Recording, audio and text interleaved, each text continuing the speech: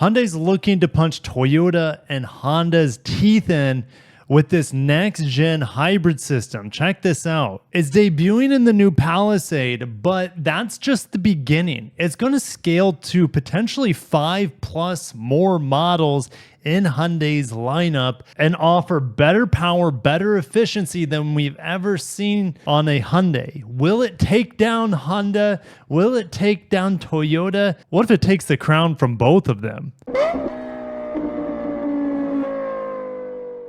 Guys, there is a huge write-up on this new system. I'm not going to get into the small details. While I love it, I nerd out over it, I'm not going to bore you guys. So what I did is I came up with a spreadsheet, and we'll get into that here in a little bit after just going over the bullet points of this new hybrid system that's going to kick some pants. But make sure to stay to the very end because we'll talk about Hyundai's tariff plans and what I've been seeing from Hyundai recently, especially on TV and their advertising.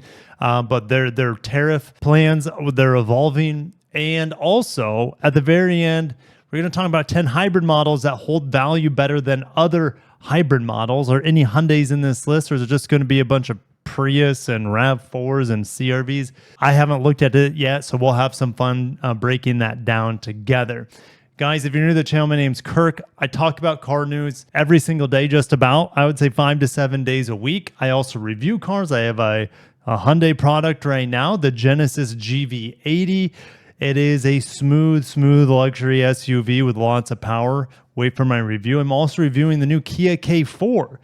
And I'm impressed with that so far. So stay tuned for that review as well, coming down the hatch in the next week. And if you enjoy car news, car reviews, make sure you are subscribed. So let's get into the nerdiness, the nerdy details. Not too nerdy because I don't want to send you guys packing. I want to keep you here with me. Let's not put you to sleep. So Hyundai's advanced next-gen hybrid system incorporates innovative electrification technologies to improve performance and fuel efficiency. That's all we want. I mean, the new Palisade, guys, the new Palisade is expected to go over 600 miles on a single tank. That is unheard of in a Hyundai hybrid. A new transmission features 2 integrated motors and will be combined with various engines across a wide range of vehicle classes. Let me expand upon that. Previously, Hyundai's hybrids have only been scalable across maybe 3 different models. This new system, they're looking to introduce it into 5 new models with different engines. So what essentially is going on is this module is plug and play with different engine sizes and different classes of vehicles. This is going to, well, make things very affordable for them. They don't have to have a specific hybrid for just the Palisade and a specific hybrid just for the Elantra and a different one for the Sonata, if that even sticks around. Hearing rumors that the Sonata could stick around. We'll see a different hybrid system for the Santa Fe, the Tucson, etc. All right, it's just one hybrid system going forward. And yes, they could potentially plug in hybrid, and I guess I'm getting ideas while this is going on because they have mentioned here, even though these images I'll put on the screen, the images feature a mechanical all-wheel drive for Hyundai's H-Track. They said they are also going to offer this hybrid system depending on the model, depending on the configuration, with e-all-wheel drive. Toyota uses e-all-wheel drive for all of their hybrids besides their truck hybrids. That's different, okay? Honda uses mechanical all-wheel drive for now, but their next-gen hybrids coming out next year will use e-all-wheel drive. What's the difference? Well, one has mechanical linkage from the engine all the way back to the rear wheels to power the rear wheels. Okay, that's standard all-wheel drive, or that's traditional all-wheel drive, I should say. Toyota's been doing e-all-wheel drive for a long time on their hybrids, actually forever on their hybrids that have offered all-wheel drive all the way back to the original RX 400H. There's no mechanical linkage to the rear wheels. There's just a small electric motor in the back to power the rear wheels to give you all-wheel drive. All right, they've evolved that over the years in some of their hybrids to give you more electric assist in the rear wheels, but for the most part, it's mainly front-wheel drive driven. The benefits of mechanical all-wheel drive is that, well, your all-wheel drive functionality, in theory, should be a little bit more robust for off-roading, but it adds weight. It reduces reliability. In theory, it's just more maintenance, more upkeep compared to an e-axle. It reduces fuel economy as well, if I didn't mention that. So That is very exciting, this plug and play system.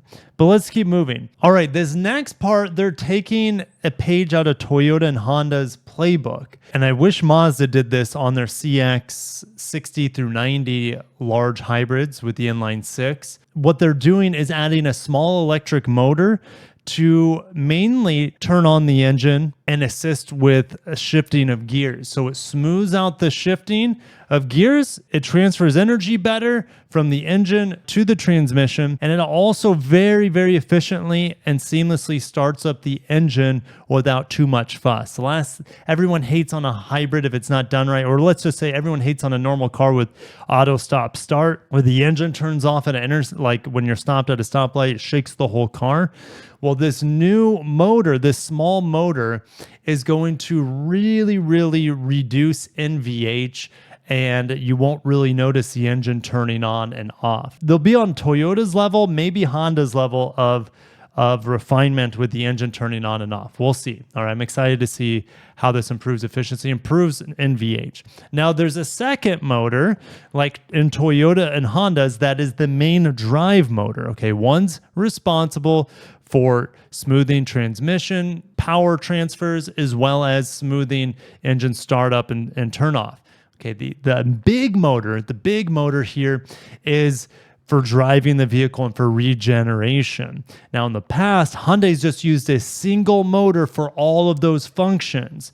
And while in theory, maybe it reduces cost just having one motor, there's a lot of deficiencies to it, okay?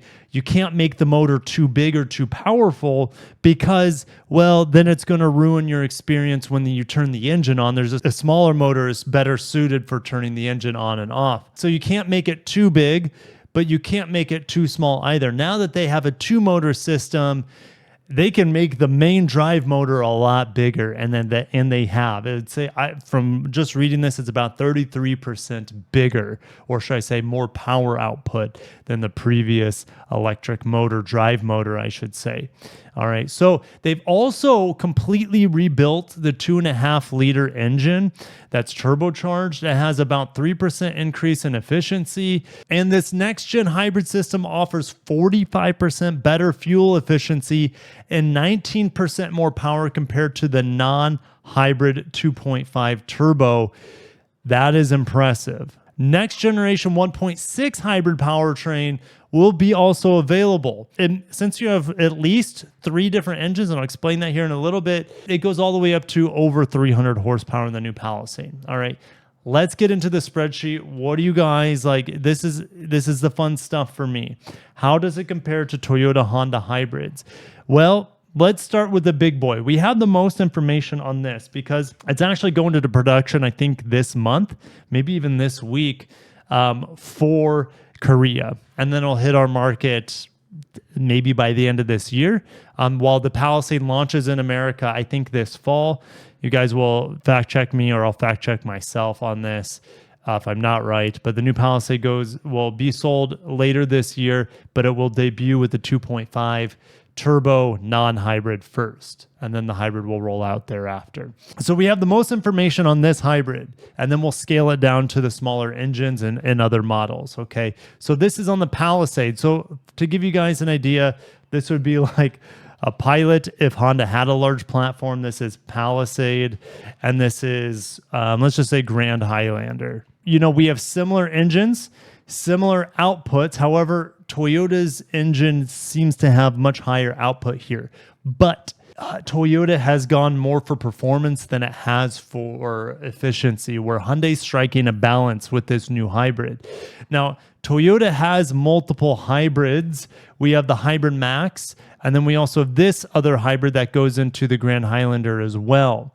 Hyundai could eventually offer a lesser hybrid in the Palisade, but I doubt it. Toyota is offering multiple hybrids on the Grand Highlander, potentially a plug-in hybrid one day. Hyundai could do a plug-in hybrid too.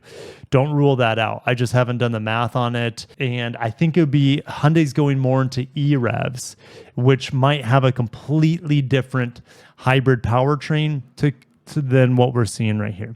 They're both using a 6-speed auto here.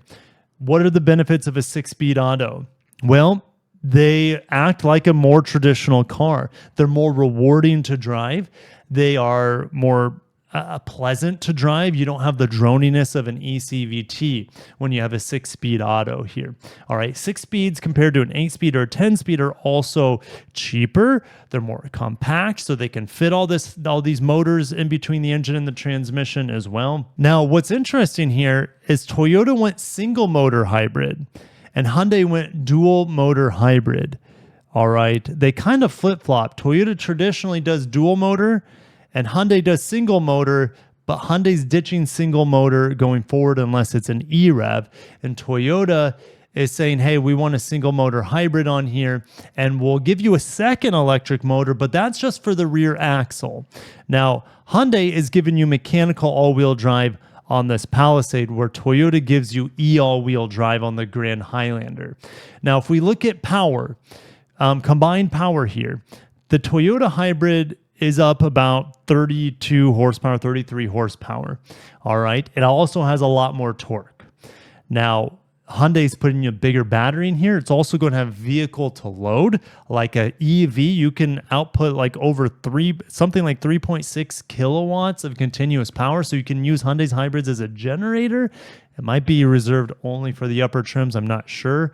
There's also this new top off mode. About 1.5 miles before you get to your destination, you can press this button where it will top off the battery. So let's say you get to a campsite or your kid's baseball or soccer complex and you want to use it as a tailgating vehicle. As you're driving there, the engine will charge up the battery. So by the time you get there, you'll have about 50% of your battery. So what is this? About 0.8 kilowatt hours at your disposal to charge your belongings, Bluetooth radio. I don't know. I guess you could use your car radio, but electric grill, all that stuff. Okay. And then once that battery goes below 30%, the engine will turn back on to be a generator for the electric system. It's super cool. I'm a big fan of it. I can't wait to test it out and have fun with it. All right. But fuel economy here, we don't have hard figures yet. Hyundai has said 30 miles per gallon on the highway, which is very impressive. The Grand Highlander musters about 25 miles per gallon.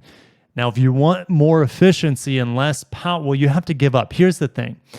Toyota has this hybrid over here, available in the Grand Highlander, around 245 horsepower, but it gets you 36 miles per gallon. And it has the ECVT. It's very underpowered in this side of the vehicle, but it does get good fuel economy. This gives up the fuel economy, but gives you more power. So Toyota doesn't have this have your cake and eat it too sort of powertrain that gives you lots of power and gives you lots of efficiency. That's where Hyundai's hybrid here with the 2.5 turbo is going to do that. It kind of bridges the gap between Toyota's performance hybrid and Toyota's efficiency hybrid. Okay, so you have lots of horsepower, you have good torque, you have really good fuel economy. Now, 30 miles per gallon, that's highway. This Hyundai hybrid could see 33, 34, 35 miles per gallon in town. Okay, so we're going to put 33 miles per gallon here, getting close to this hybrid over here, which in the Grand Highlander gets about 35, 36 miles per gallon. We're getting close, but we have way more power at our disposal. So Hyundai's hybrid here on the new Palisade is going to be amazing, at least on paper, okay? At least on paper. Now, how will this hybrid scale to smaller models? Well, let's look at something like the RAV4, the CR-V. Let's just put RAV4 here, roughly CR-V, and then we'll put Tucson. I have to estimate these numbers a lot more because Hyundai gave us so much information on the 2.5, and the only thing they gave us on this 1.6 liter turbo is saying, oh yeah, there will be a next generation hybrid with it, and its fuel efficiency goes up by more than 4% in the midsize SUV. So that's technically that would be actually Santa Fe, but they've also increased the torque here. So I've upped the torque on this powertrain. I don't know where the power is going to be. it could be anywhere from 235 horsepower to 255 horsepower. And maybe it's 235 on the Tucson and 255 on the Santa Fe. I'm not quite sure, but that's a nice upgrade compared to what we have right now. All right. So what they're doing is just, again, copy and pasting the transmission with these two electric motors on the inside. Now, the Hyundai Tucson and these smaller vehicles might give up mechanical all-wheel drive here for all-wheel drive. It's too early to say. Hyundai just says, hey, we're going to be using it, and we're also going to be using it to improve posture control and handling, something that Toyota and Lexus uses in their hybrids. Okay, so Hyundai's implementing better posture control. So when you hit the brakes, there's less nosedive. When you throw it around the turn, it keeps the body more stable, so you have less body roll. So that's all going to be built into these new hybrids that have all-wheel drive.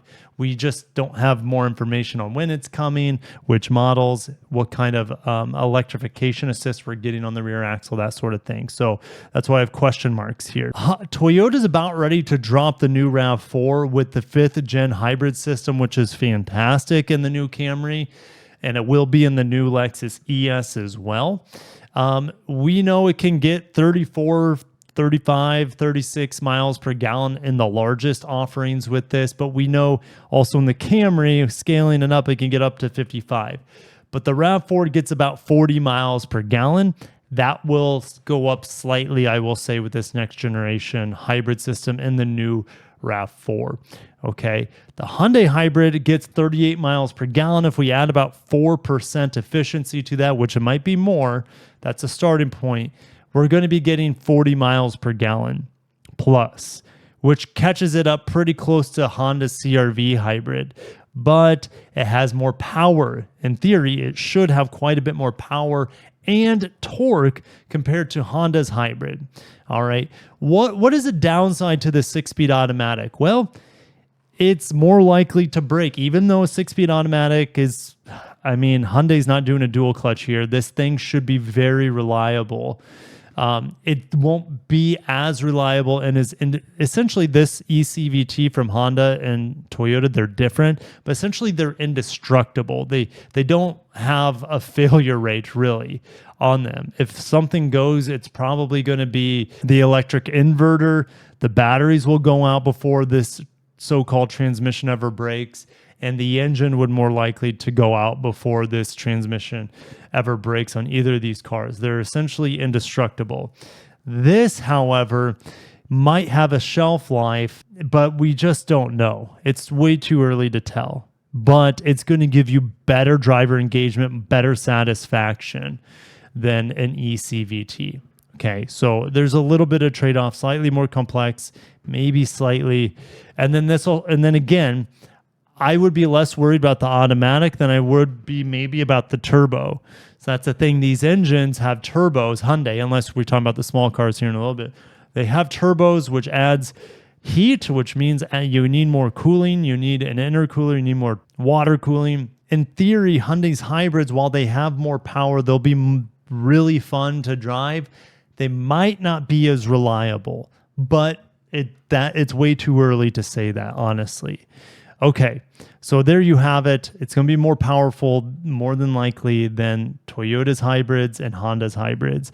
However, Honda has a next-gen hybrid coming in 2026. The problem is Honda hasn't showed anything with a larger engine or a more powerful engine. They could turbo this, have a turbo hybrid, which they should have, because here we are, and Honda doesn't have a large platform hybrid with the 2-liter turbo. It's a huge misstep. We see how much it's hurting them. In my opinion, it's not hurting them too bad. But we look at Nissan and their complete failure to address the hybrid market, which is massive and it's growing. And Honda just hasn't been able to capitalize on their large platforms. They used to have large platform hybrids, but they discontinued them thinking the world was going fully EV in a very short amount of time. And they are, well, maybe scrambling right now, just a little bit. Okay. Now, let's talk about small size hybrids. Now, Toyota goes to a smaller engine. Now, for our market, Honda doesn't use a 1.5 hybrid. They have that in other markets, an even smaller hybrid than what we see. But we're going to use the one in the Civic for comparison. So we're going to look at We're just going to look at Prius here. Now, you got to keep in mind, Toyota does have next-gen engines coming with a 1.5 liter. So again, this is just for now. You have Prius, you have Civic, and then you have Elantra. And Hyundai did say these hybrid powertrains, of course, will be going to Kia models as well. So the smaller hybrids here, again, plug and play. Roughly the same electrification assist. We get enough battery in the smaller vehicles to support the electrification of this better setup here that Hyundai has. Okay, so this new transmission is just a torque converter 6-speed auto. All right, it's not a dual clutch, which that has always worried me with the Elantra hybrid. That's a dual clutch transmission. Okay, so they're simplifying it. It will be more reliable now. Anyways, the Elantra hybrid, the new Elantra hybrid will have this setup. I don't know if they're going to change the engine or improve the engine like they're doing with the 1.6 and the 2.5 liter 4-cylinder turbos. I don't know quite yet, but I would assume these numbers could go up as well. And then I had to really guess on these numbers. I'm assuming torque could actually go down here with this hybrid setup because the electric motor is changing quite a bit. So torque could go down. It's a possibility, but horsepower could go up maybe 30 horsepower here on the Hyundai Elantra hybrid.